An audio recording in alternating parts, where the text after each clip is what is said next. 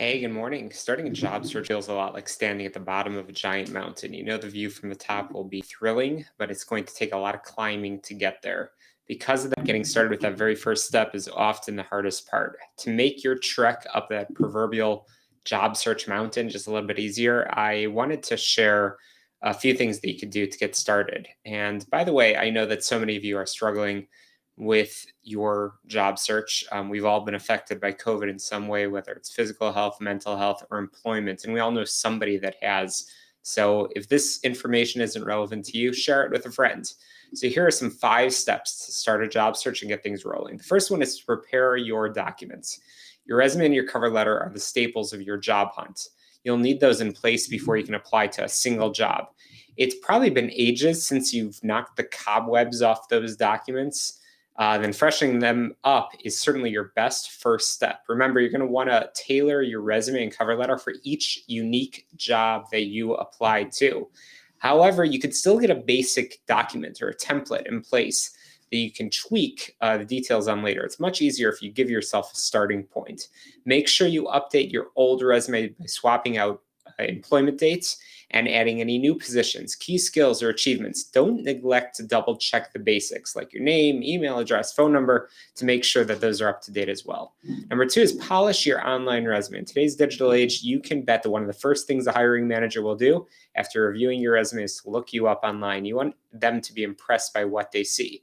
Start by ensuring that your social media accounts, in particular your LinkedIn, are clean and professional. While they don't need to be strictly business, you do have a life outside of work after all. You definitely don't want anything offensive or incriminating there. Think of it this way. If you wouldn't want your grandma to see it, you don't want a hiring manager to see it either. Next, explore some ways that you could actually elevate and escalate your online presence rather than just cleaning it up. Could you add some projects and examples of your work to your LinkedIn profile?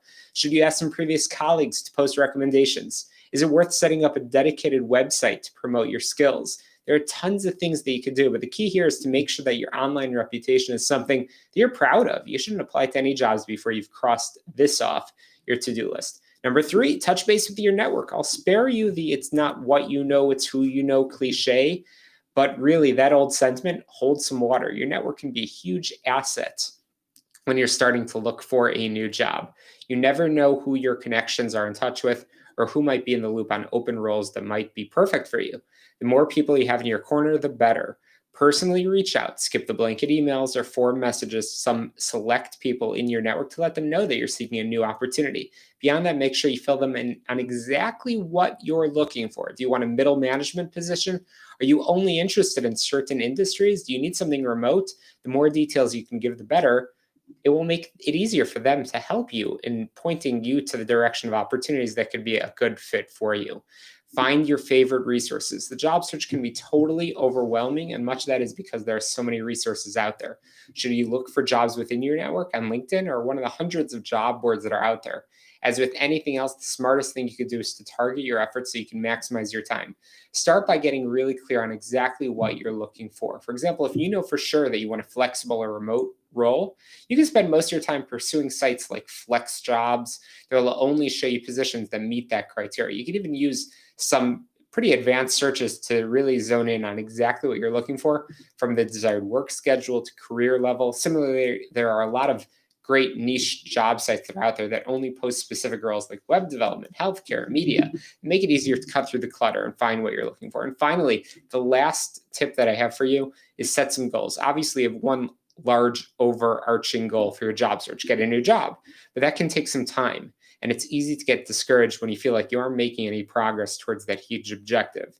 That is why you should map out a plan, make some goals for yourself. Do you want to apply to a certain number of jobs each week? Do you want to schedule a certain amount of informational interviews each month? Having these smaller milestones will get you on track and accountable while also giving you plenty of opportunities to celebrate some smaller wins. It's a great way to keep your chin up when your job hunt can be discouraging. Getting started on your job search is half the battle. Fortunately, there are some small steps that you can take to get the ball rolling. Begin with these 5 and you'll be well on your way.